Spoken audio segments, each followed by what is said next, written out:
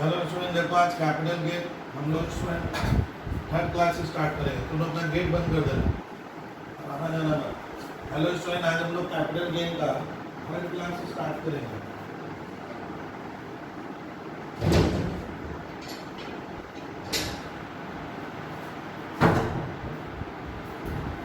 आज हम लोग स्टार्ट करते हैं स्टूडेंट कि हमने अभी तक पढ़ा क्या क्या, आप ध्यान से सुनिए। मेरी क्लास नंबर 1 में बेसिकली मैंने पढ़ाया है student what is capital gain. Capital gain है क्या, ध्यान से देखिए, इसके लिए एक नॉलेज दिए थे। दूसरी क्लास में हम लोग पढ़े what do you mean by capital assets. Capital assets होता क्या है, दो चीज अभी हमने कवर कर लिए दो क्लास में, दोनों बहुत जबरदस्त चीज था।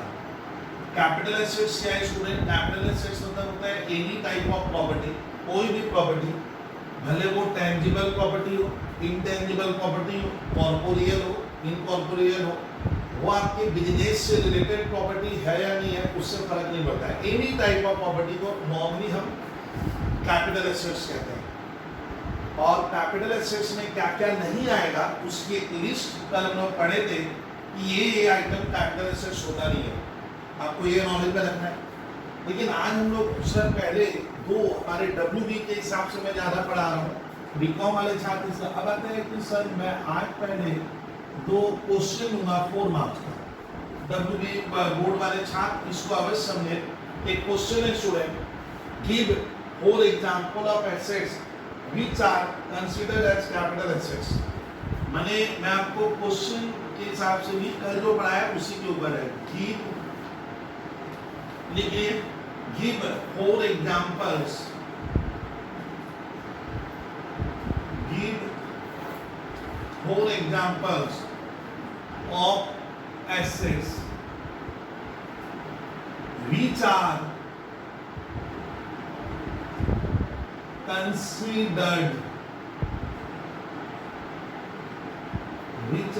considered as capital assets।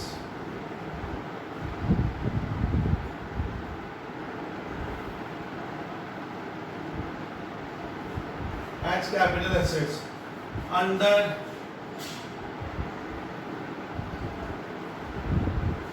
Income Tax Act।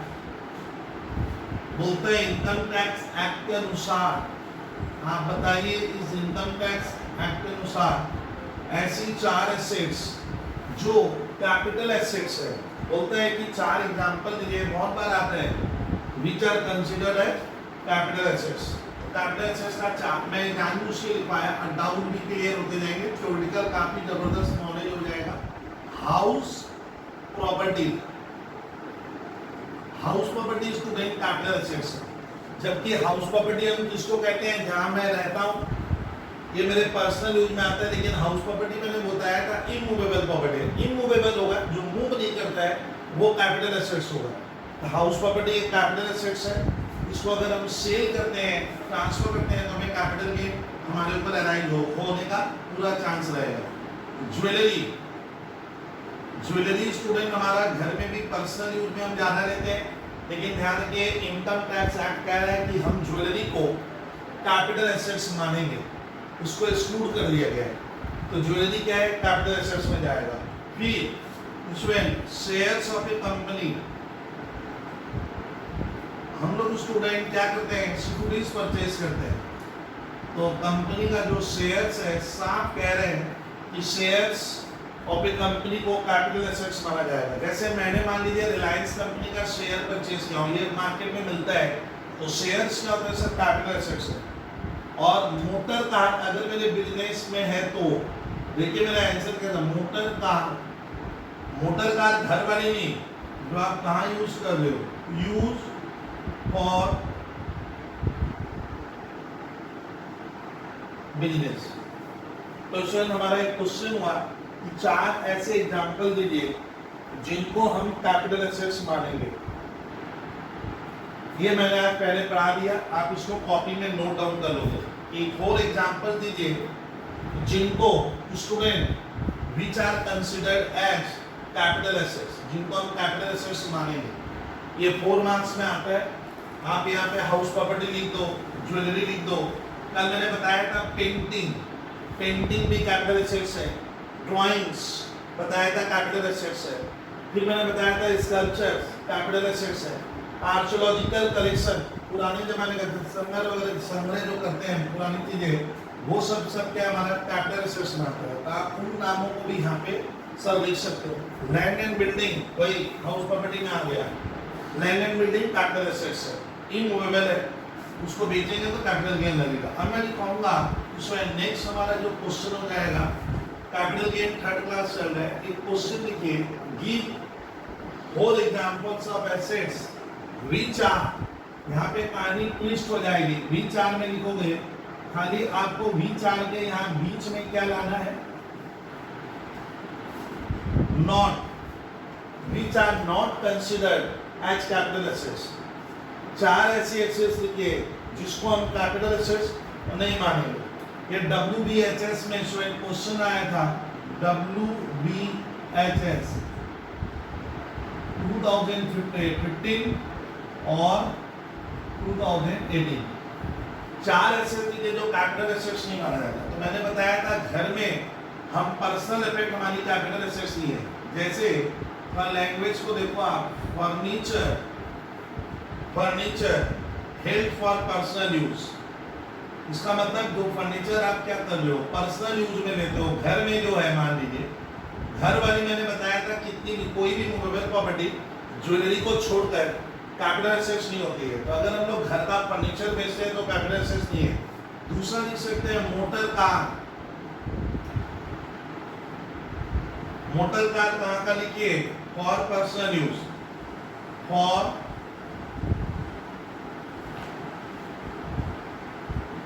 Personal use. फिर कल मैंने गर्ल्स बॉयज पढ़ाया था स्टॉक इन ट्रेड।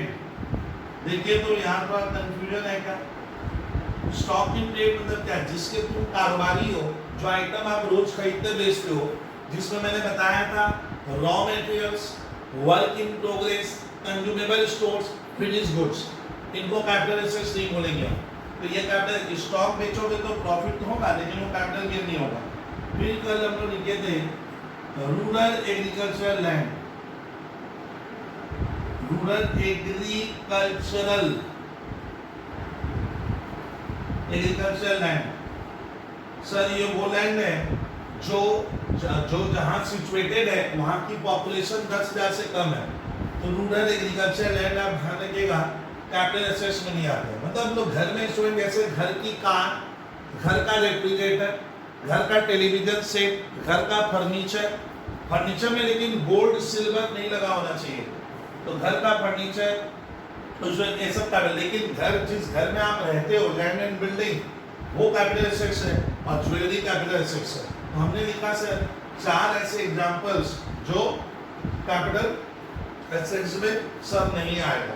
अब आता है सर ये जो कल मैंने पढ़ाया था कैपिटल एसेट्स, आज हम लोग पढ़ेंगे सर कैपिटल एसेट्स। एक क्वेश्चन है, अब स्टार्ट करेंगे, आगे वाला क्लास और बढ़ते जा रहा है। कैपिटल एसेट्स का टाइप्स क्या होता है, तो उसमें लिखोगे what are the different types of capital assets, what are the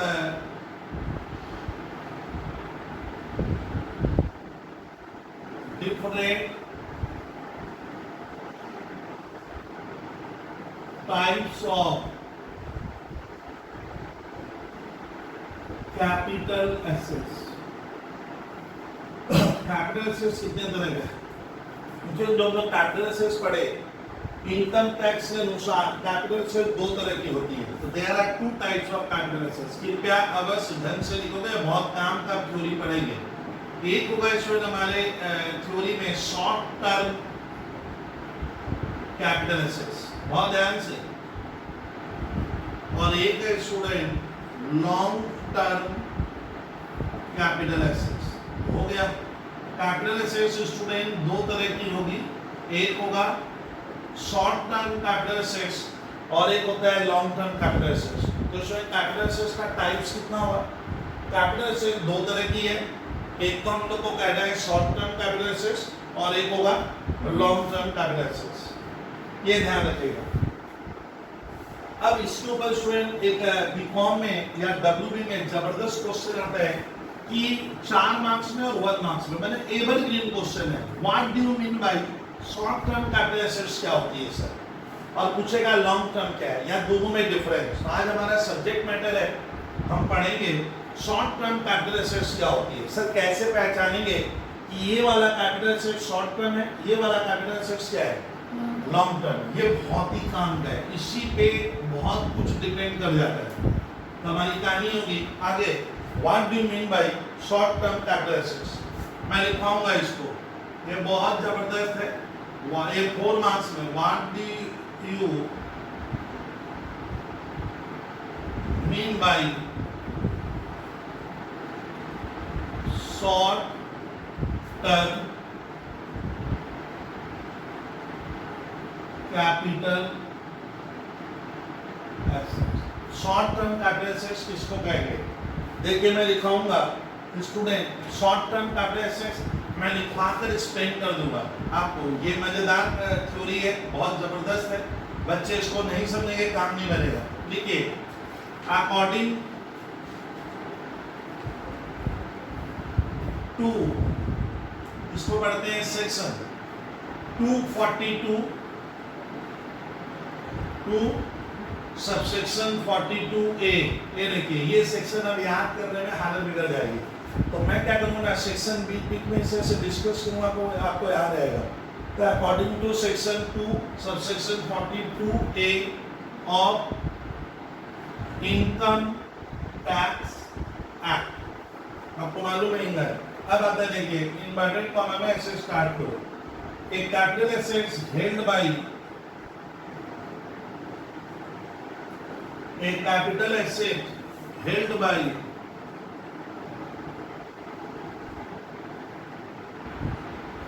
a capital asset held by an SAC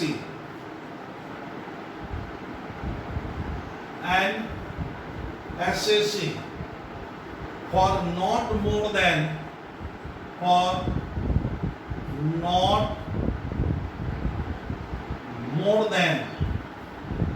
36 months,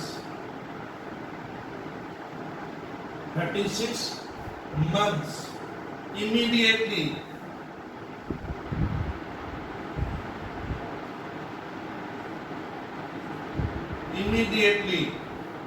preceding the date of transfer, preceding the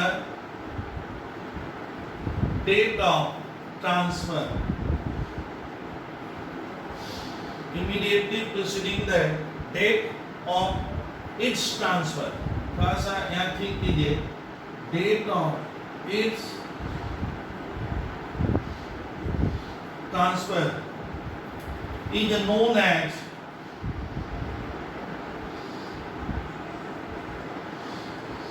short term capital assets। हो गया, लेकिन इतनी दूर लिखोगे तो आपको 4 मार्क्स नहीं मिलेगा, ये 1 मार्क्स के लिए काफी है। देखिए अब मैं थोड़ा सा इसको समझाकर शॉर्ट टर्म आगे भी बताऊंगा जिससे मजा आए। Sir short term capital assets कैसे पहचानेंगे कि ये शॉर्ट टर्म है ना लॉन्ग टर्म है, ये जानना बहुत जरूरी है, क्योंकि टैक्स ना डिपेंड करता है आप जिस एसेट्स को बेच रहे हो वो शॉर्ट टर्म था ना लॉन्ग टर्म था इनकम टैक्स एक्ट में। तो शॉर्ट टर्म कैपिटल एसेट बोलते हैं, इसकी परिभाषा होती है, परिभाषा मतलब कोई भी चीज की परिभाषा लिखते हैं, डेफिनेशन तो सेक्शन में 2 आता है। तो शॉर्ट टर्म का आप ऐसे लिखेगा as per section 2 subsection 42A, ये याद करना होगा। इनकम टैक्स एक्ट, ए शॉर्ट टर्म कैपिटल एसेट्स क्या है, हेल्ड मतलब जिसको मैंने रखा है, एसएससी वो व्यक्ति है जो कैपिटल गेन के दायरे में आने वाला है, टैक्स जो टैक्स देने वाला है, जिसके ऊपर टैक्स की क्या होगी रिस्पॉन्सिबिलिटी बनेगी। तो बोल रहे हैं कि कैपिटल एसेट्स हेल्ड बाय, जिसको मैंने रखा है एसएससी वाले टैक्स देने वाला, लेकिन कितने दिन, फॉर नॉट मोर देन, इस पे जोड़ दीजिए कीवर्ड पे, for not more than 36 months, मतलब उस कैपिटल एसेट्स को मैंने अपने पास 36 महीना या उससे कम रखा है, कम ज्यादा नहीं, for not more than 36 months immediately preceding the date of its transfer. ये बहुत जरूरी है, मतलब जिस दिन तुम बेचोगे, ट्रांसफर मैंने नॉर्मल मान लो एक बार सेल, आप जब सेल करोगे तो सेल जब कर रहे हो आप देखिएगा सेल के पहले मैंने उसे 36 मंथ्स से ज्यादा नहीं रखा है, यानी वो मेरे नाम से नहीं थी, उसके पहले मैं उसका मालिक नहीं था, मान लो।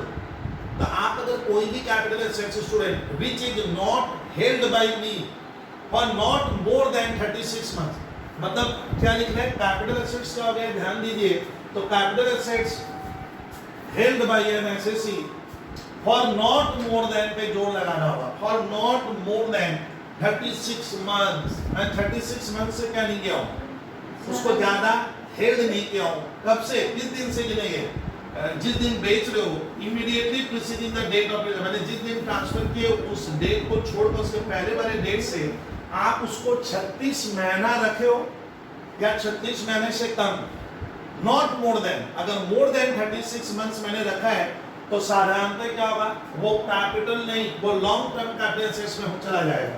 तो शॉर्ट टर्म होने के लिए ये याद रखिए, नॉट मोर देन, याद करो, not more than 36 months immediately preceding the date of its transfer. उस एसेट्स को मैं जब बेचा, उसको बेचने के पहले मैं उसे 36 महीने से ज्यादा नहीं रखा हूं, तब वो शॉर्ट टर्म होगा।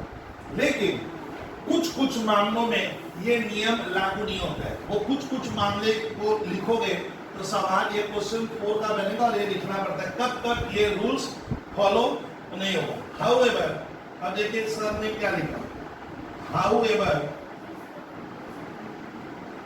in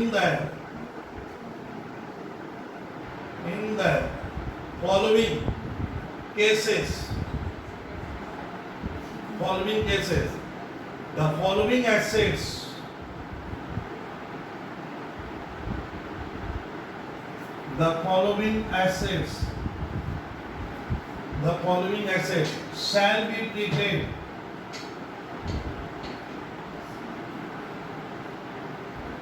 shall be treated as a short-term capital assets, as short-term capital asset if they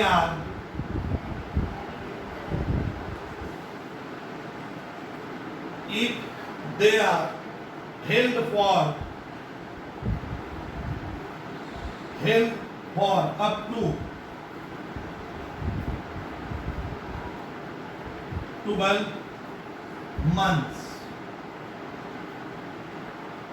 up to 12 months immediately preceding the date of its transfer, immediately preceding the date of its transfer.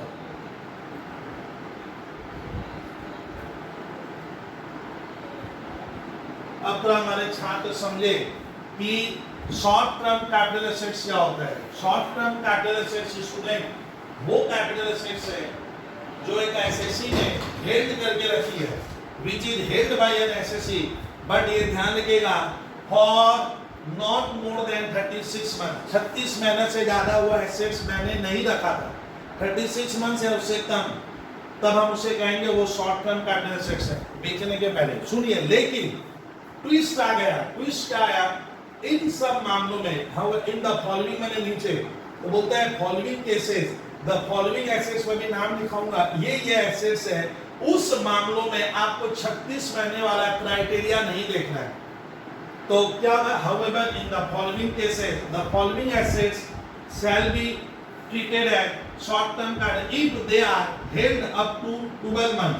अगर मैं लिखाऊंगा कुछ assets है वहां 36 महीने का criteria नहीं है, वहां है 12 मंथ्स। अगर आप 12 मंथ्स रखोगे, 12 month held up to 12, line पे गौर करो, हेल्ड अप टू है, हेल्ड अप टू 12 मंथ्स अगर मैं उसको रखूंगा तो वो शॉर्ट टर्म होगा। और 12 मंथ्स एक दिन मैंने रखा है बेचने के पहले, 12 मंथ्स 1 में चला गया, 12 मंथ्स क्रॉस कर जाएगा तो वो लॉन्ग टर्म में चला जाएगा। बट यहाँ कह रहे हैं कि 36 महीने से ज्यादा रखोगे तो वो लॉन्ग टर्म है।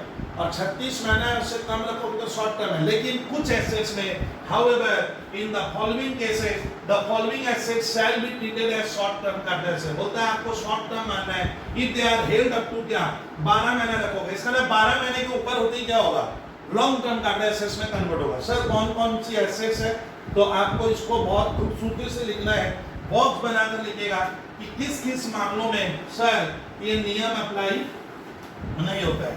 तो लिखे शेयर्स, मान लीजिए हमने सर शेयर्स परचेज किया है, शेयर्स सर आप 11-12 में शेयर का नॉलेज रखोगे, शेयर्स खरीदा हो, शेयर्स में भी आप ध्यान से सुनिएगा। अब सुनिए शेयर के केस में कौन सा शेयर ना उसमें आप बीएसटी में पढ़ते हो, दो तरह का होता है इक्विटी, एक होता है इक्विटी एंड एक मार्केट में इंडियन मार्केट में शेयर मिलेगा इक्विटी और आप भाषा में लिखोगे प्रेफरेंस शेयर, इक्विटी और preference shares in a company. किसका शेयर्स हमेशा ही कंपनी का होगा। आप मान लो रिलायंस कंपनी का शेयर खरीदे, आप सर मान लीजिए पीटीसी लिमिटेड का शेयर खरीदे, आप स्टेट बैंक ऑफ इंडिया का शेयर खरीदे, तो लिखा है in a company listed in a LISTED listed in a recognized RECOGNISED recognized stock exchange,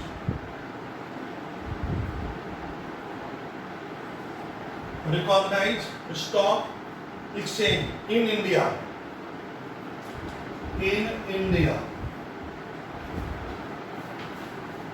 अब ध्यान से सुनिए कि सर ऐसा क्या लिखे, सर ऐसा यहां क्या लिखे, नोट में लिखना for unlisted share, for unlisted shares, for unlisted shares it will be 24 months, it will be 24 months। अब मैं सिखाऊंगा समझाऊंगा सर क्या हुआ, सुनिए हमने क्या पढ़ा, short term capital assets sir वो कैपिटल एसेट्स है जिसको हम ट्रांसफर करने के पहले 36 मंथ्स रखे या उससे कम रखे तो वो शॉर्ट टर्म है। लेकिन ना शेयर्स के मामले में अगर आपने शेयर बाजार से हम खरीदते या बेचते हैं तो बोलते हैं अगर आपने कोई शेयर में पैसा इन्वेस्ट किया था, शेयर आपका कैपिटल एसेट्स है, शेयर खरीदे हो तो बोलता है नियम बदल जाएगा। अगर शेयर के केस में बोलता है आपने कोई शेयर खरीदा है किसी कंपनी का जो लिस्टेड होता है, लिस्टेड किसको कहते हैं सर, देखना जब आप सुबह सुबह शेयर मार्केट देखते हो टीवी में दिखाता है तो वहां पे जो शेयर्स नीचे स्क्रीन में ऐसे ऐसे चलते रहते हैं तो वो होता है लिस्टेड शेयर। लिस्टेड किसको कहते हैं, जिनका शेयर मार्केट पे रेट बताएगा कि ये शेयर 1500 का है ना 2000 का है ना 5000 का है। तो बोल रहे हैं कि आपने शेयर खरीदा है किसका, लिस्टेड। लिस्टेड किसको कहते हैं, जो शेयर बाजार में जिसका लिस्टिंग किया, जैसे आप जिस स्कूल में पढ़ते हो शायद वो रिकॉग्नाइज एक स्कूल है, अनरिकॉग्नाइज नहीं है। रिकॉग्नाइज मतलब सरकार द्वारा उसको मान्यता प्राप्त है। ठीक उसी तरह से कंपनियों में क्या होता है, एक होता है लिस्टेड कंपनी, तो बोलता है अगर वो कंपनी लिस्टेड है शेयर मार्केट में, इन्हें रिकॉग्नाइज स्टॉक, स्टॉक एक्सचेंज इसको कहते हैं जहां शेयर का खरीदने का लेन देन होता है। शेयर का परचेज शेयर स्टॉक एक्सचेंज से होता है, डिबेंचर शेयर्स वगैरह। तो बोल रहे हैं कि आपने कोई शेयर खरीदा है किसी कंपनी का जो शेयर मार्केट में लिस्टेड है इन इंडिया, तब क्या होगा, क्राइटेरिया क्या हो जाएगा, बोलता है कि तब वो एसेट्स अगर आप क्या कर रहे हो, शेयर के केस में अगर आप उसे 12 महीना रखोगे, 12 महीना रखोगे तो शॉर्ट टर्म होगा, फॉलोइंग एसेट शॉर्ट टर्म माना जाएगा। और अगर शेयर मैंने लिस्टेड शेयर याद रखना, लिस्टेड, अगर मैंने लिस्टेड शेयर्स इंडिया के इंडियन स्टॉक एक्सचेंज में वो लिस्टेड है और मैंने उसको 12 महीना एक दिन रख लिया, 12 महीना 2 दिन रखा है, 20 महीना रखा है, तो वो लॉन्ग टर्म में कन्वर्ट हो जाएगा, तब उसको कहेंगे लॉन्ग टर्म कैपिटल से। लेकिन अनलिस्टेड शेयर में यहाँ गलती करते हैं हमारे छात्र, लेकिन अनलिस्टेड शेयर में क्या है, अनलिस्टेड वो शेयर है जो शेयर बाजार में उसका प्राइस नहीं दिखाएगा, वो अनलिस्टेड कंपनी है, वहां उसका रेट नहीं दिखाता है। शेयर मार्केट में आपको लिस्टिंग करवाना पड़ता है। अनलिस्टेड शेयर में क्राइटेरिया 24 महीने का, मैंने आप 24 महीने रखोगे अनलिस्टेड शेयर को तो वो शॉर्ट टर्म माना जाएगा, और 24 महीने के ऊपर हो जाएगा तो वो लॉन्ग टर्म माना जाता है। उसका मतलब लिस्टेड, आपको ध्यान रखना है लिस्टेड शेयर्स क्राइटेरिया है 12 महीने तक शॉर्ट टर्म, 12 महीने के ऊपर लॉन्ग टर्म, और अनलिस्टेड शेयर में 24 महीने का होता है। फिर दूसरा शेयर, ये कहानी अब इधर मैं बढ़ा रहा हूँ, आप बहुत खूबसूरती से लिखते चले जाइएगा, बहुत काम की चीज लिखवा दें sir. Any other listed security, इसके अलावा अब शेयर को छोड़कर एनी अदर लिस्टेड,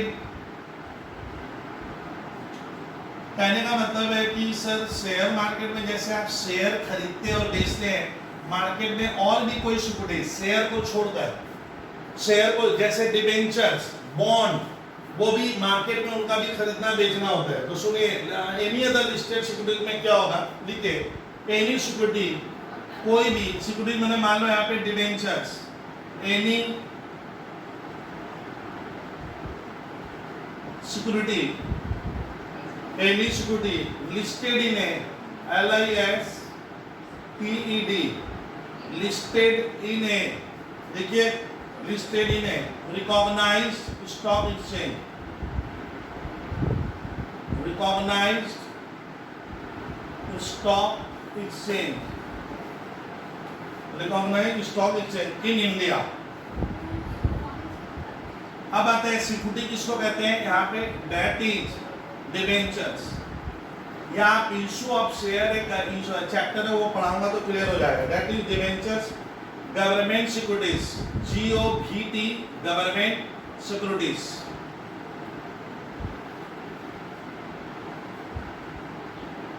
तो आपने क्या सीखा कि सर मैं अगर शेयर खरीदा हूं listed, girls listed share, listed जो शेयर मार्केट में जिनका रेट दिखाता है, लिस्टेड शेयर के मामले में 12 महीना तक रखा हूं तो शॉर्ट टर्म, 12 महीना के ऊपर लॉन्ग टर्म, और दूसरा पड़ गया कोई दूसरा और कोई शेयर को छोड़कर एनी अदर लिस्टेड सिक्योरिटी, वो भी लिस्टेड होगा।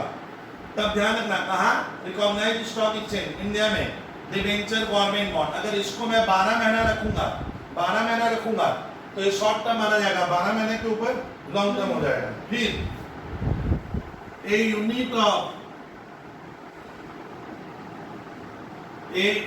Of equity oriented mutual fund, equity oriented equity oriented mutual fund. अगर मैंने मान लो म्यूचुअल फंड में पैसा इन्वेस्ट किया, म्यूचुअल फंड में भी हम पैसा लगाते हैं, वहां यूनिट होता है, यूनिट जैसे unit 1 2.5 unit, 10 unit, 50 unit, 500 unit, बोलता है आपने यूनिट खरीदा है, कहाँ का, equity oriented mutual fund, mutual fund का यूनिट में भी हम लोग पैसा लगाते हैं। तब ध्यान रखना यहाँ पे भी 12 महीने का क्राइटेरिया हो गया है, वेदर देखो कोटेड और नॉट,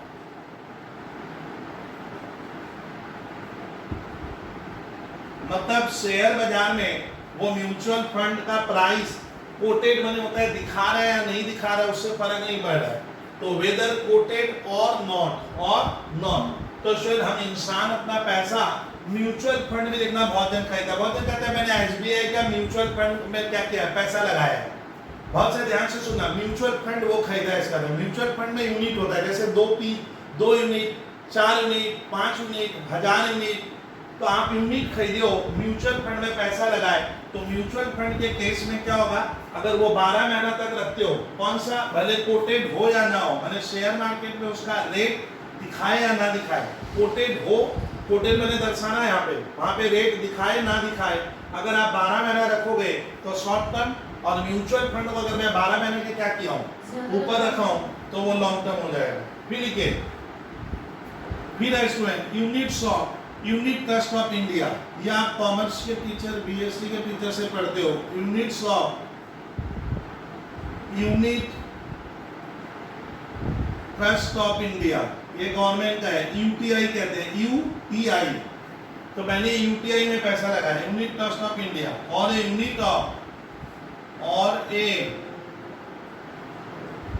यूनिट ऑफ म्यूचुअल, और a unit of mutual fund,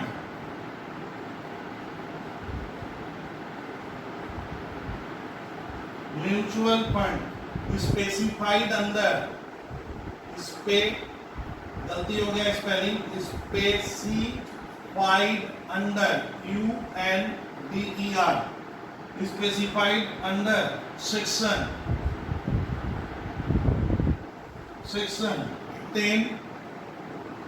1023D, 1023 subsection 23D और ब्रैकेट में लिस्टेड। मतलब मोटी बात है कि मैंने यूनिट्स खरीदा है, unit trust of India government का होता है, तो मैंने यूनिट ट्रस्ट ऑफ इंडिया में विद्यार्थी क्या किया है, पैसा इन्वेस्ट किया है।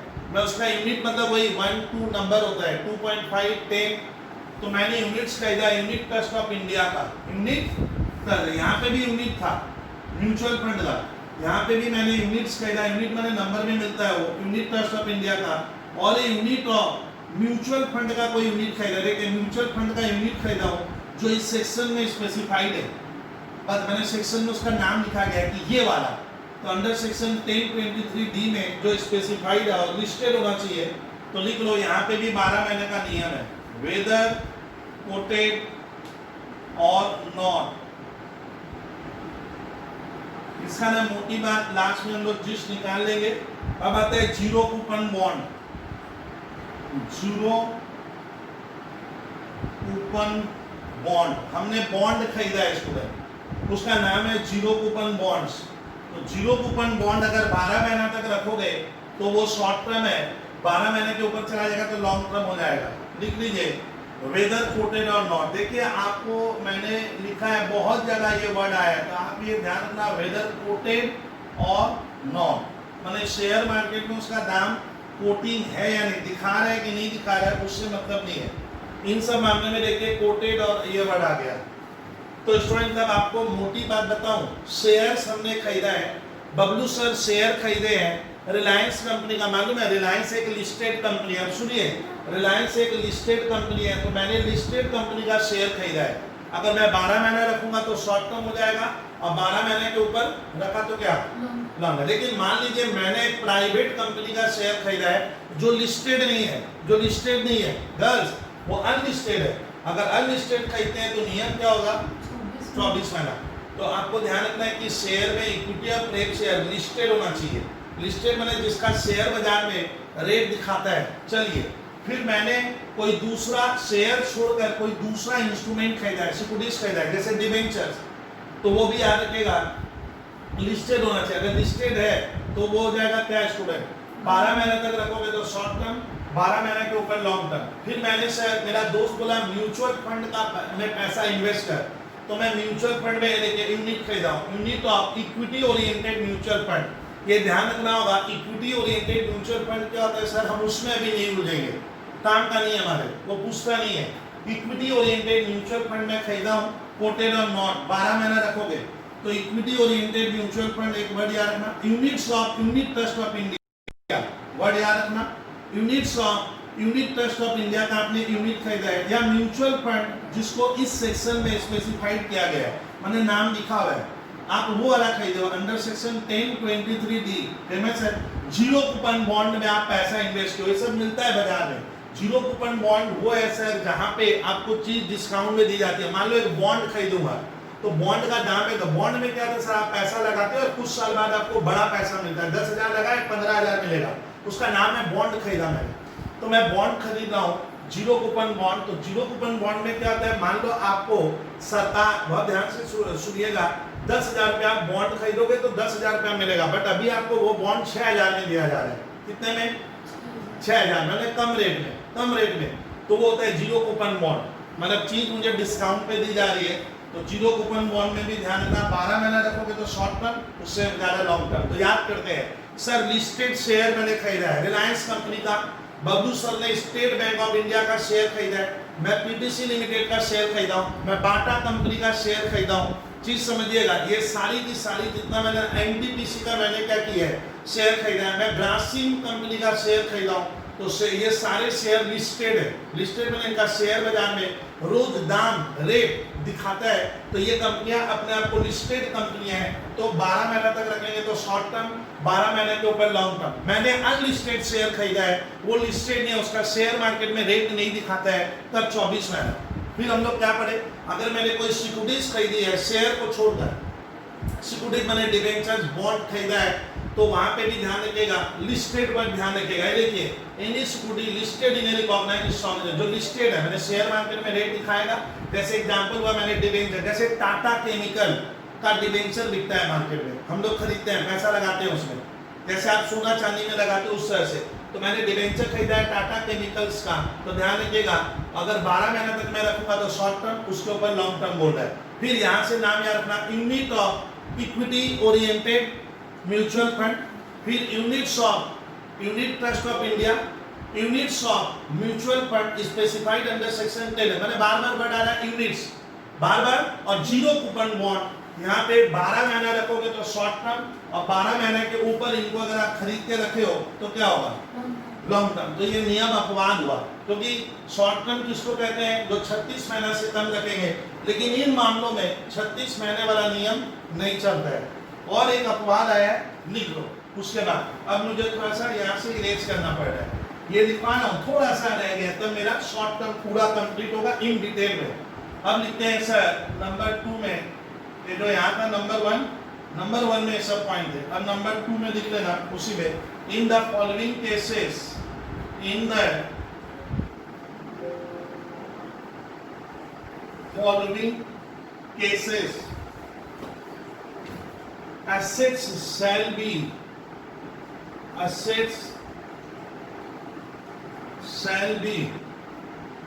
treated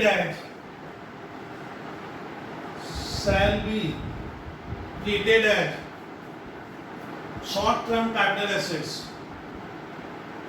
short term capital assets shall be treated as short term capital if they are held for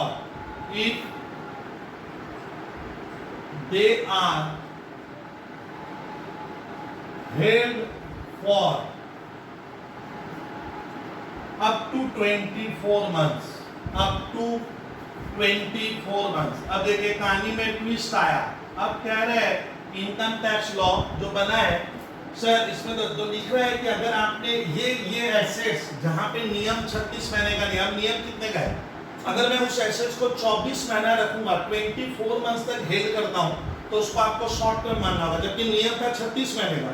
लेकिन ना, कुछ मामलों में नियम है 24 महीना रखोगे तो शॉर्ट टर्म, 24 महीना के ऊपर लॉन्ग टर्म। इसके तहत आएगा कौन सा, तो ये 24 महीने में आता है सबसे पहले इमूवेबल प्रॉपर्टी। इमूवेबल प्रॉपर्टी आपने खरीदी है, इमूवेबल किसको कहते हैं, जो मूव नहीं करता है। जैसे आप लोग जिस घर में रहते हो, लैंड एंड बिल्डिंग, तो लैंड एंड बिल्डिंग मूव नहीं करता है, ना लैंड ना बिल्डिंग, उसको हम हिला डुला नहीं सकते, तो लैंड एंड बिल्डिंग को हम क्या कहेंगे, इमूवेबल प्रॉपर्टी है। उसको मैंने खरीदा है, तो लैंड एंड बिल्डिंग में मामला याद रखना 24 महीने का चलेगा। एग्जाम्पल हो गया इमूवेबल में बीइंग लैंड, या तो लैंड लिखो, बीइंग लैंड और बिल्डिंग, फिर लिखिएगा और बोथ। मतलब मोटी बात क्या सिखाए बॉयज गर्ल्स, कि हम लोगों ने कोई इमूवेबल प्रॉपर्टी के तहत आता है, लैंड और बिल्डिंग अगर मैं खरीदा हूं तो नियम 36 महीने का नहीं है, लैंड और बिल्डिंग अगर हम 24 महीना रखेंगे, 24 मंथ्स, तो वो शॉर्ट टर्म माना जाएगा बेचने के पहले। और मैं 24 महीना रख कर उससे ज्यादा हो गया, 24 मंथ्स को क्रॉस कर गया और मैंने लैंड एंड बिल्डिंग बेची है, तब उस एसेट्स को हम शॉर्ट टर्म नहीं कहेंगे, तब वो लॉन्ग टर्म कैपिटल एसेट्स में चला जाता है। ये एक तो अपवाद आया। फिर एक लिखिएगा unlisted securities and shares. Unlisted, अगर कोई शेयर जो अनलिस्टेड है, अभी मैंने बोला था जो क्या है अनलिस्टेड है, अनलिस्टेड सिक्योरिटीज, तो अनलिस्टेड सिक्योरिटीज का स्टूडेंट नियम है अनलिस्टेड सिक्योरिटीज एंड यूनिट्स, इसमें आपको ध्यान रखना है शेयर्स आएगा। अगर मैंने शेयर्स खरीदा है स्टूडेंट, किस कंपनी का, सर को सुनिए, मैंने शेयर खरीदा है, अनलिस्टेड है कंपनी है, अनलिस्टेड जिसका शेयर मार्केट में शेयर का रेट, तो वहां पे नियम क्या है 24 महीने का होगा। जैसे रिलायंस है, मैं बोला लिस्टेड कंपनी है, मैंने उसका शेयर खरीदा है, तो 12 महीना रखूंगा तो वो शॉर्ट टर्म है, वहां 12 महीने का करे। अब 12 महीना एक दिन मैंने रख कर बेचा है, 12 महीना 2 दिन रखा है, तो मेरे लिए लॉन्ग टर्म कैपिटल एसेट्स होगा। अगर मैं लैंड और बिल्डिंग खरीद के बेच रहा हूँ और लैंड एंड बिल्डिंग मैंने 24 महीना रखी है, तब या उससे कम या तब वो शॉर्ट टर्म है, उससे ज्यादा रखेंगे तो वो लॉन्ग टर्म हो जाता है। तो लैंड एंड बिल्डिंग में नियम बदल जाता है, उसको कहते हैं इमूवेबल प्रॉपर्टी। और मैंने लिखा अनलिस्टेड शेयर्स, अगर शेयर अनलिस्टेड है तो 24 मंथ्स का क्राइटेरिया है। देखिए शेयर्स लिख दिया यहाँ पे, इसका एग्जांपल में हमेशा शेयर्स आएगा, ये क्लियर कीजिएगा। और उधर मैंने बोला units of equity oriented fund, units of equity oriented fund में मैं पैसा लगाया हूँ तो 12 महीने तक शॉर्ट टर्म, उसके ऊपर लॉन्ग टर्म, कोटेड और अनकोटेड दोनों चलता है। फिर वहां पे आता है units of unit trust of India, फिर आएगा units of mutual fund specified under section 10 subsection 23D, और एक जीरो कूपन बॉन्ड। ये जो संपत्तियां मैंने खरीदी है, ये जो प्रॉपर्टी में मैं पैसा इन्वेस्ट कर रहा है, यहाँ पे क्राइटेरिया है 12 महीने तक शॉर्ट टर्म, उसके ऊपर होती है क्या होगा लॉन्ग टर्म। और यहाँ पे ध्यान रखिएगा कोटेड और नॉट, कोटेड और नॉट, कोटेड और ये सब जो है ये लिस्टेड होना चाहिए। ये जो डिवेंचर से लिस्टेड की बात कर रहा हूँ यहाँ पे। तो ये सर हमारा शॉर्ट टर्म कैपिटल एसेट्स एकदम डिटेल में मैं बताने की कोशिश कर रहा हूँ। इसके ऊपर क्वेश्चन आएगा कैसे मालूम है, डब्ल्यूबी बोर्ड पूछता है what do you mean by short term capital assets, क्या है जरा लिखिए। 4 मार्क्स में लिखना पड़ेगा, और 1 मार्क्स से आएगा तो उतना नहीं लिखिए, खाली शुरू वाला लिख देंगे। तो सर एक तो ये होता है, और आपको ना पहचानने देगा ये शॉर्ट टर्म है या क्या है लॉन्ग टर्म कैपिटल एसेट्स है। अब हम लोग स्टूडेंट कहानी लिखेंगे, बहुत ध्यान से सुनिएगा। आज का हमारा जो स्टूडेंट लास्ट क्वेश्चन होगा वो आपको खाली सुनने का है, बहुत छोटा सा। अब हमारे 4 मार्क्स में आता है what do you mean bye long term capital assets क्या है। तो सर शॉर्ट टर्म इतना डिटेल में पढ़े, आप लोग लिखेगा वो एसेट्स जो शॉर्ट टर्म कैपिटल एसेट्स नहीं है, जो शॉर्ट टर्म कैपिटल एसेट्स की श्रेणी में कैटेगरीज में नहीं आएगी, हम उसको लॉन्ग टर्म कह देंगे। तो हमारा क्वेश्चन है what do you mean bye long term capital assets. आज का 4 मार्क्स में ये कितनी बार आया है ना, इनका भरोसा नहीं, ये सब इंपॉर्टेंट क्वेश्चन है। ये बीकॉम में आपको सर हमारे 12 में पूछेगा what do you mean by capital assets. 2 तरह की होती है, मैंने बोला था long term capital assets. Sir long term capital assets क्या है, मैंने क्या बोला, इसका डेफिनेशन होगा निगेटिव।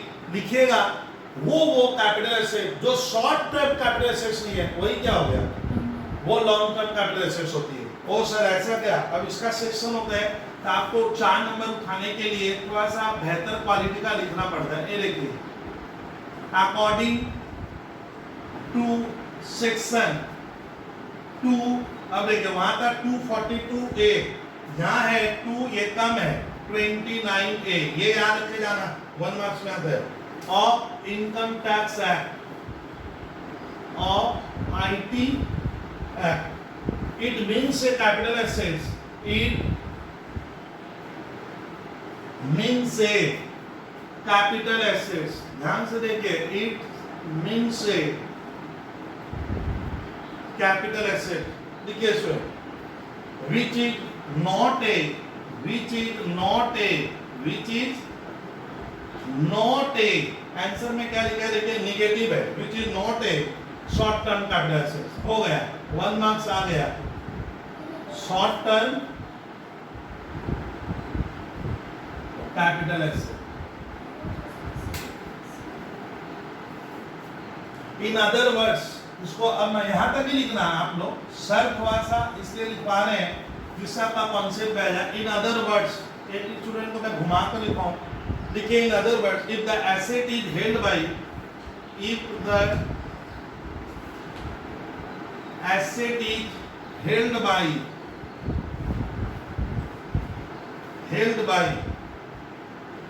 द एसएससी, एसएससी हो गया जो टैक्स के दायरे में आ रहा है, जिसके ऊपर इनकम टैक्स की कार्रवाई चल रही है, for more than 36 months, for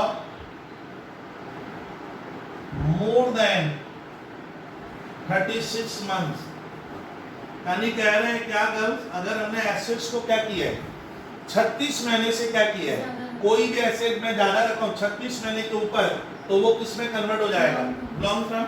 और कहीं कहीं 12 महीने का भी नियम है, इसे ब्रैकेट में लिखेंगे, और 12 मंथ्स, और 12 मंथ्स कब नियम लागू होगा, देखिए in the case of listed LISTED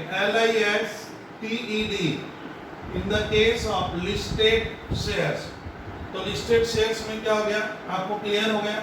listed securities जैसे डिवेंचर्स, लिस्टेड सिक्योरिटीज, इन सब मामलों में कितना देखोगे गर्ल्स? 12 महीने के ऊपर देखना होगा. फिर जीरो कूपन बॉन्ड हम इंसान खरीदते हैं सर, उसमें पैसा इन्वेस्ट, तो जीरो कूपन बॉन्ड अगर आप 12 महीने से ज्यादा रखोगे तो इसमें कन्वर्ट हो जाएगा. फिर मैंने पढ़ाया था गर्ल्स क्या, units of equity oriented fund. Units of equity oriented fund. तो इसमें ये लिख रहा, तो इसका ना गर्ल्स इन सब मामलों में क्या हो जाएगा, 12 महीने का नियम हो जाएगा.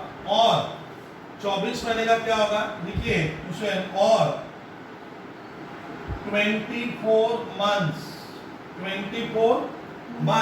in the case of unlisted shares.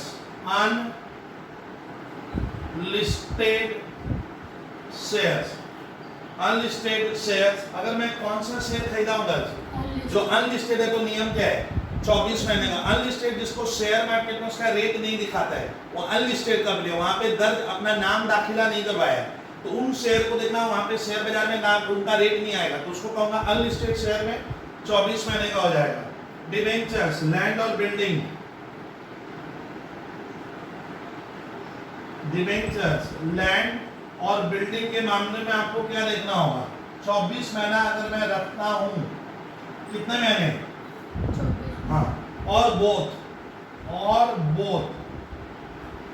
बस, तब ये लॉन्ग टर्म है. एज द केस में भी कुछ भी हो सकता है, as the case may be लिख लीजिए. Such an assets will be treated as such an asset will be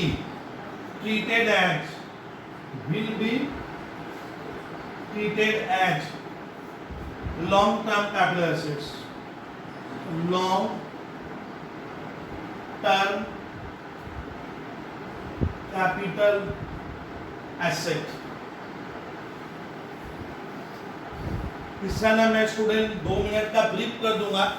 आपको पूछेगा आज का क्लास में हम पढ़े कैपिटल एसेट्स है क्या, अगले दिन पढ़े थे, आज पढ़े थे टाइप्स. 2 तरह का होगा, short term, long term. Short term का सेक्शन गजब का है, 2 ब्रैकेट में सबसेक्शन 42A, ये आता है शॉर्ट टर्म कैपिटल एसेट्स का.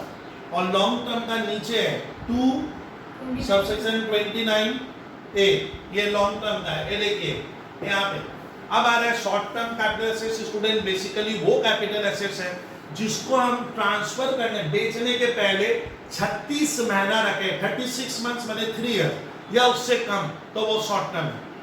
तो शॉर्ट टर्म का नॉर्मली पहचानने का नियम क्या, आप 36 महीना से कम रखे हो या 36 महीने तक रखे हो तो वो शॉर्ट टर्म होगा, उसके ऊपर गया तो लॉन्ग टर्म. लेकिन ये नियम 36 महीने वाला सब जगह लागू नहीं होगा, कहीं 12 महीना रखोगे तो शॉर्ट टर्म है, 12 महीने के ऊपर लॉन्ग टर्म. तो सर 12 महीने में क्या आएगा, लिखना लिस्टेड शेयर्स, जो रिकॉग्नाइज्ड स्टॉक एक्सचेंज इंडिया में जिसका हमारा दाम दिखाता है, listed shares, listed securities, unit trust of India, units of mutual fund specified under section 1023D, और जीरो कूपन बॉन्ड अगर मैंने खरीदा है, यहाँ 12 महीने का नियम है. और अगर आपने अनलिस्टेड शेयर खरीदा है जो शेयर मार्केट में उसका दाम दर्शाता नहीं है, अनलिस्टेड कंपनी है, तो अनलिस्टेड शेयर्स आपने खरीदा है, बहुत ध्यान से. और अगर आपने लैंड और बिल्डिंग, इमूवेबल जो लैंड और बिल्डिंग के मामले में 24 महीना रखोगे तो वो शॉर्ट टर्म है, और 24 महीने के ऊपर रखोगे तो वो लॉन्ग टर्म होगा. तो आज हमारा पूरा क्लियर कट, ये डिफरेंस में भी आता है, what is the difference between short term and long term capital assets. तो इसको एकदम ऐसे ही छापा जाता है, क्या मैं डिफरेंस के भी शेप में दिखा दूंगा. अब आपको इसमें क्वेश्चन क्या है, आपको पूछेगा ये शॉर्ट टर्म है या लॉन्ग टर्म है. तो वो हमारे क्लास नंबर 4 से स्टार्ट कर दूंगा. तो आज WB के लिए सर, जो WB के छात्र हैं वो आराम से क्लास 3 को देखे, थोड़ा वक्त दे, तो बहुत इजी पेपर लगेगा और क्वेश्चन फटाफट हम सॉल्व करेंगे, लंबा चौड़ा क्वेश्चन है ही नहीं। चलिए आज का क्लास ऑफ करते हैं। Thank you students.